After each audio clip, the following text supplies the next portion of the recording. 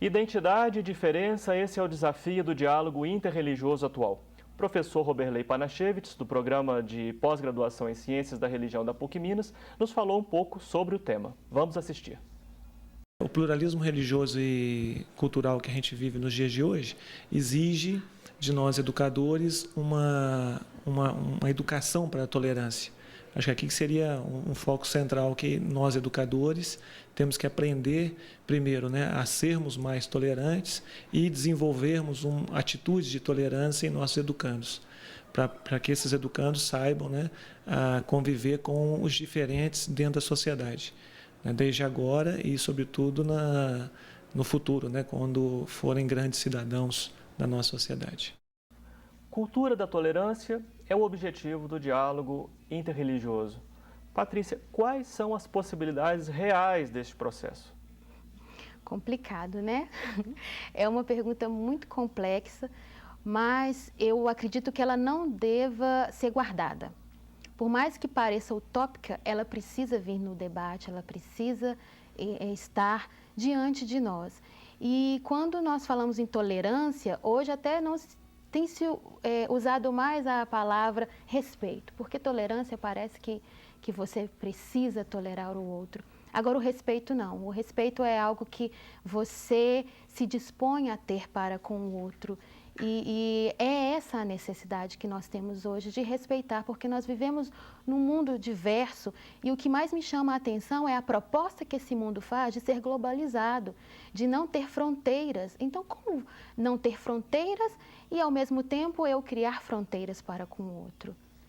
É um desafio. E resistência. Então, a proposta do liberalismo, dessa nova visão de mundo, ela é muito bonita, mas na prática nós ainda não conseguimos alcançar isso, mas eu acredito que nós alcançaremos. Você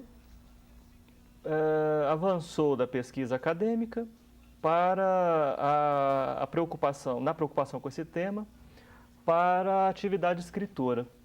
Você lançou recentemente o livro Pedrinho, o Menino Albino, e o livro fala disso, dessa educação para o respeito à diferença. Sim. Que aí o livro, né? O que você quis trazer, como é que você elaborou esse livro, como que você chegou à ideia do livro? Esse livro foi um presente para mim, porque ele nasce de uma proposta escolar, de faculdade. Na época eu fazia pedagogia e nós tínhamos como tarefa desenvolver um livro paradidático. E como na época eu fazia um estágio, eu convivi com uma criança albina e eu vi o que essa criança vivia. Então eu falei, eu posso relatar essa história. E o livro surgiu em 2007 e ele ficou guardado até 2010, quando surge uma oportunidade de publicá-lo. E o livro, eu falo que o livro é um presente, porque a partir do momento que eu parei para escrevê-lo, eu descobri esse outro universo que até então me era estranho. Não estranho, não era desejoso de conhecer, eu nunca parei para pensar o que é um universo dos albinos e como é rico e como tem história para contar esses meninos. Agora, você conheceu o menino, mas tem um caso, não é, que você presenciou um diálogo lá na escola, não é isso? Sim. Parece que algum coleguinha perguntou para a professora. Isso, Como é mesmo? Foi inclusive com esse menino que eu conheci. É interessante que essa sala que eu convivi como estagiária era a sala da diversidade, a começar pela professora, que era cadeirante, e havia muitos alunos diferentes nessa sala.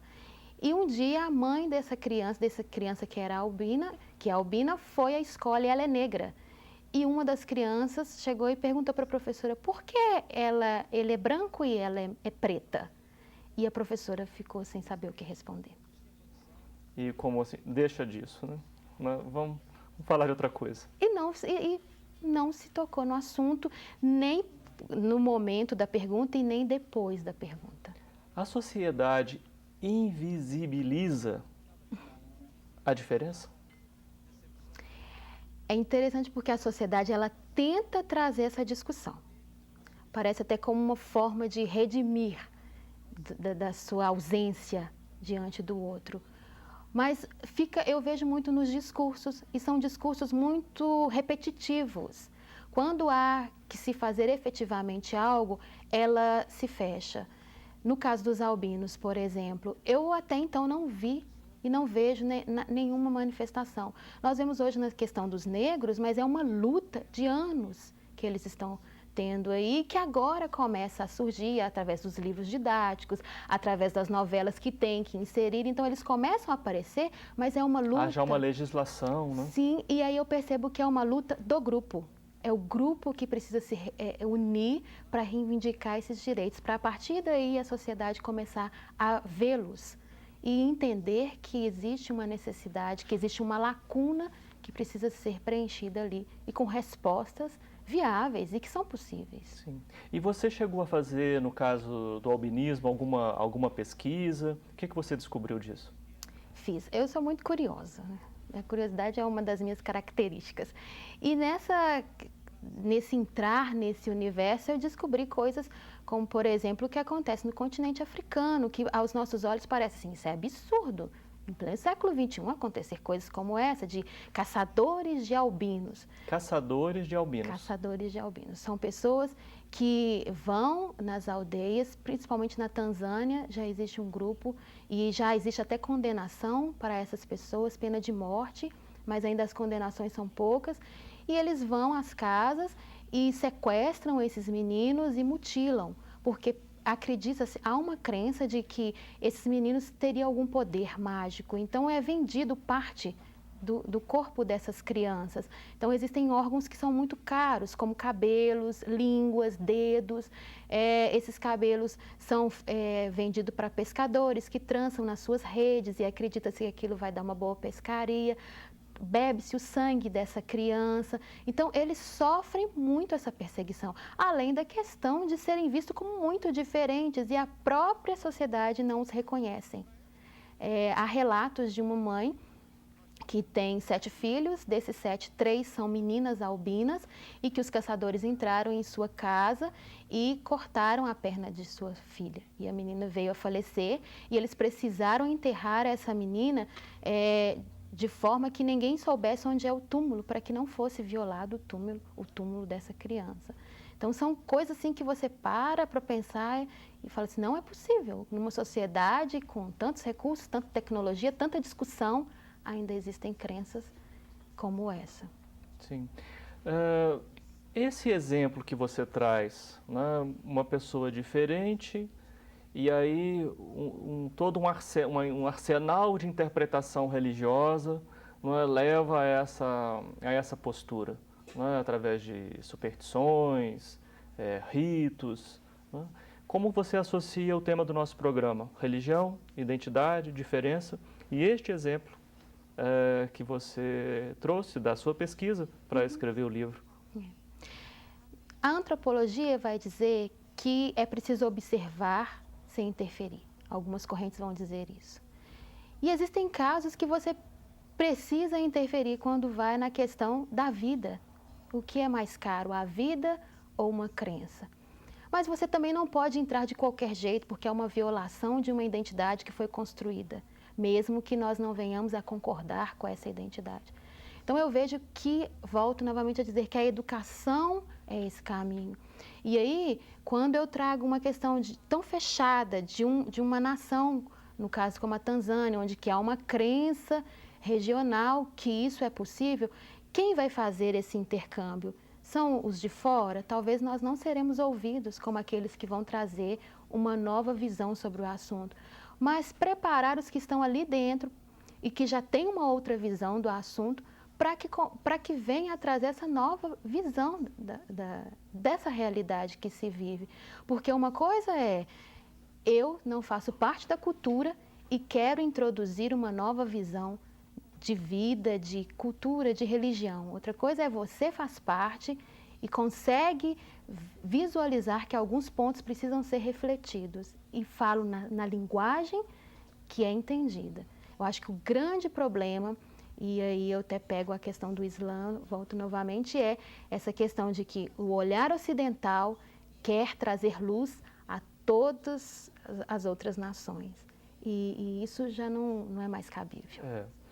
Esse é o problema que nós carregamos, né? Todo o processo de colonização levou a Europa a se posicionar como o ponto mais elevado da civilização, e aí quando a gente vai encontrar povos, né, com outras características, esse tema sempre reaparece. E você está propondo, não é o caminho, não é chegar como eu sou mais desenvolvido, né, minha civilização, mas ao contrário, é um processo de educação interno. Seu livro parece livro infantil, não é? Seu tema é tema de adulto. Respeito à diversidade é educação para a cidadania? Sim, é um tema adulto e que aí, quando eu pego o livro na linguagem infantil, eu fico imaginando uma mãe lendo para o seu filho e pergunto assim, ela vai ter que saber explicar, porque ele vai perguntar para ela. Então, eu acredito que o livro ele vai fazer essa ponte entre a família e a criança, entre o educador e a criança, porque não é simplesmente ler. Ali surgem muitas perguntas e as crianças são boas para perguntar. Então, o meu desejo é que esse livro consiga fazer isso, que ele traga perguntas, que ele traga questionamentos, que ele traga curiosidade, porque a curiosidade nos leva a descobrir. E ao descobrir, você tem essa possibilidade de ver o outro como diferente, não querendo igualá-lo a mim, e respeitá-lo. Se interessar, eu acho que a questão é essa, eu tenho que me interessar por você. Eu tenho que me interessar pela sua história, eu tenho que me interessar pela sua vida, porque é a sua vida, não é a minha. Então, existe algo em você que pode trazer luz, trazer uma nova história, um novo olhar. E essa é a riqueza da diferença. Patrícia, muito obrigado pela sua participação no Religare de hoje. O Religare é um projeto de extensão do Programa de Pós-Graduação em Ciências da Religião da PUC Minas. Para saber mais sobre nossos cursos de especialização e mestrado, acesse pucminas.br/ppgcr. O Religare de hoje fica por aqui, mas você pode rever esta entrevista acessando tvhorizonte.com.br/religare. Obrigado pela sua companhia, um abraço muito cordial e até a próxima semana com o novo Religare, Conhecimento e Religião.